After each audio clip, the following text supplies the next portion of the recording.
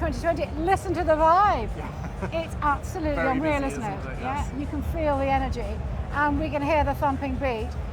Sam, we've known each other for a long time, and back in the day when Open Banking Excellence, OBE as we affectionately called it,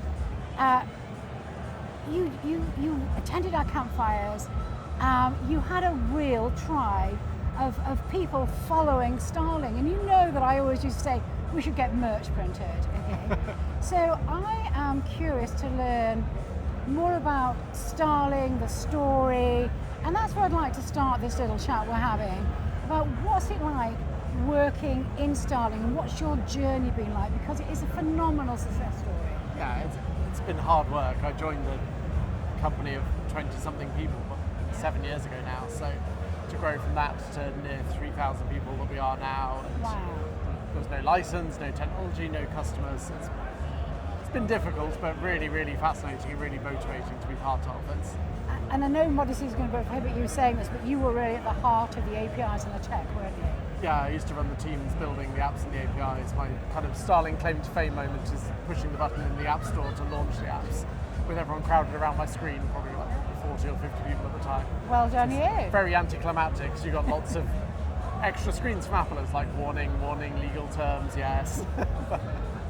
And how Nice long ago moment. was that? May 2017 that would have been now, so Wow, 6 that years. was way back in the day then, wasn't it? Way back when it was just starting.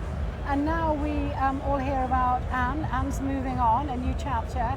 I have to say, as a female in this space, she's possibly the most inspirational lady that I know. Can you tell us a little bit about that? Yeah, it's quite remarkable what she's achieved. Yeah. To raise the money in the first place, very few people put money in to start a bank, and Yeah. as a female founder in a world where VCs were used to meeting 20-something males and giving their money, even now, I think she's quite a material part of all VC investment ever raised by a woman in Britain. It's ridiculous the percentage that has gone to Starling. So to come in that background, a technology industry, a banking industry that's so male dominated, and make the success that Starling is now from it is taking real vision and drive, I guess, to kind of stick to your guns that way. Yes, and I discovered a new word the other day that Alistair Campbell is trying to get into the Oxford Dictionary, and that's perseverance, that marriage of persistence and resilience. And I can only imagine, I've already referenced her being inspiration ready, but I imagine she does characterise that word to have had that tenacity to keep going. Yeah, and being willing to resist and avoid the fads and the trends as well. If you think of us raising money over the last 5 or 6 years, a while ago the story was always customer numbers. Why don't you have more customers? Why don't you look more like this? Spend money, don't worry about that kind of thing. And Anne knew what she wanted to be, knew where she wanted to be, knew how to make money in a bank eventually, and so ignored that, stuck it out, basically waited to find the right investors that understood banking in that case. And we've got more recent fads, blockchain, probably generative AI might not be a fad now, but we've never tried to stick the latest craze to the business plan. We've just genuinely written a plan we think we can deliver. One of our investors said we're the only people in their portfolio that's ever delivered the plan that they saw as their pitch deck. Well, hats off to Anne and hats off to you all. That shows real strategic vision. So that's Starling, the background, but now Sam, you're involved in the engine. I am dying to learn more about the engine and share it with our global community. What is it? What does it do? And where are you marketing it? All of the above. Where do we start, Sam? The engine, come on. So Starling's always been a tech-led business, almost taking that to extremes now. John, to be our CEO, originally arrived as a programmer writing the core ledgers, and CIO, COO, now CEO. So we have a software engineer running a bank, I think probably for the first time in history in Britain. So that's quite unique in itself. Engine is the technology platform that runs Starling today, so everything from the kind of application capture origination to the core ledgers and payment and card processing to the chat and call handling, the AML and financial crime, it's all the systems that we built to run a successful digital bank. And there's a bit of a FinTech tour that goes on. We get banks from all over the world arriving with consulting firms kind of eager to introduce us because they're thinking of digital transformation, thinking of launching a digital-only bank. And so they want to learn from one of the few companies that's done that successfully. And the end of those conversations is often could we work together? How can we partner? Will you co-invest in something? And we always said no. We were busy building the bank in the UK, planning to go into Europe. And when we were looking at that business case, the international plan again, we're like, actually, maybe we should engage with some of those conversations instead, because building a brand, getting a license, building the trust in each market is a really, really hard journey. So you've got proven experience. You can de-risk that proposition and help them scale. Yeah. So yes, there's some great tech, but it's the knowledge of running an efficient and successful digital bank. Starling sits right at the top of the customer satisfaction tables, but has some of the lowest operating expenses in the industry. So I'm curious now. Your new clients are going to be banks in the UK, banks abroad. Where are you going to position this? All over the world. So we will work with banks in the UK, but most of the ones we're dealing with are in other markets as well. Can I ask which geographical areas? It's a leading question, I know, Sam, but we've just at the beginning of the year, we launched the Global Open Finance Index, and that's the first data-driven view of open finance around the world. We worked with the World Bank, Oxford University were behind the data and the research, giving real rigor and robustness, and our friends at the Department of Business and Trade and Accenture and NatWest, just to give everybody a bit of a call out. So, but what we saw then was that we clustered the world, or the 23 countries within the world, to be more specific, into 4 categories: leaders, movers, watchers, and people yet still in the starting block. So I'm curious at where are you positioning your banking as a service platform? Is that right? Yeah. So which part of that segment, if it's not the world you're looking at, is it the people that are yet to adopt open banking or have adopted it? I'm genuinely curious now.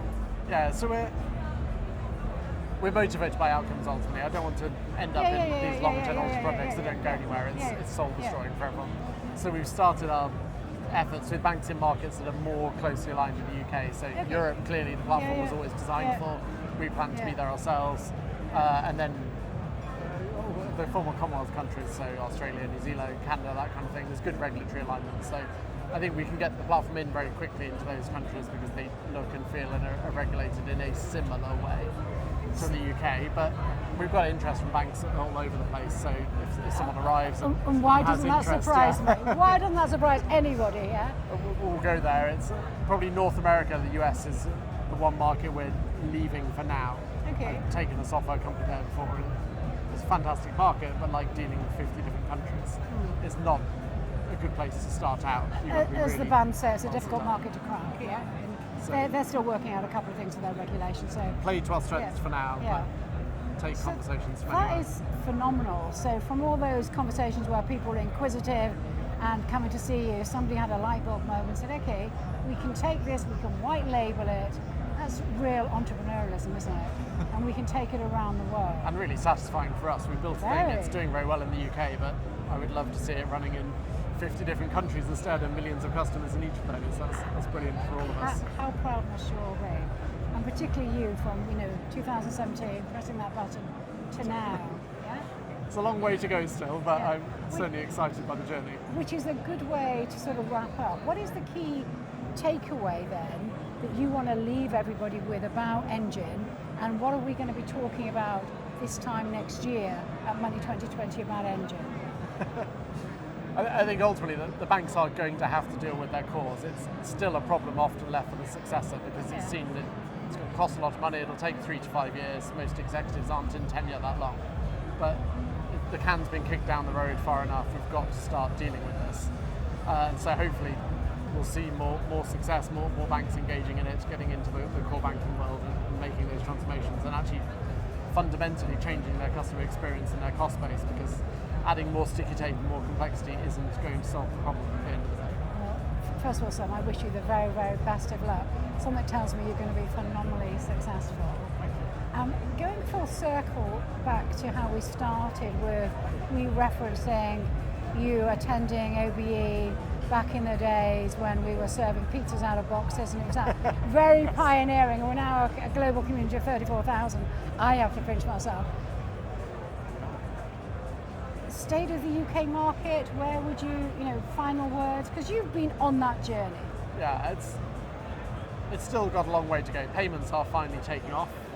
with much delay, and there's still a lot to do on disputes and chargebacks and consumer protection, but we're getting there. It's, as we were saying quite bluntly at the beginning, the legislation's never gone far enough. There's only so much you can do with the data that sits in the core bank, because the card schemes don't share any of the interesting data that lets you know what's being bought.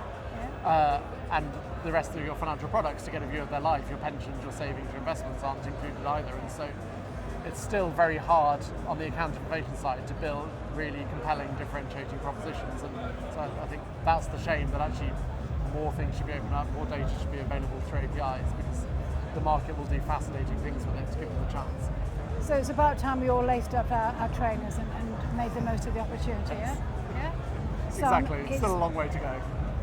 But we're just 5 years into what is a new payment type. Just 5 years in, and look what Starling have achieved, and look what the industry's achieved, yeah? Sam, it's been an absolute pleasure. The very, very best of luck with the engine. Please come back next year, back, yes, and you update can you on rattle progress. off all those countries that you've launched in. Clients and countries, yes. Okay. Take care and the very best of luck. Thank you, Sam. Thank you.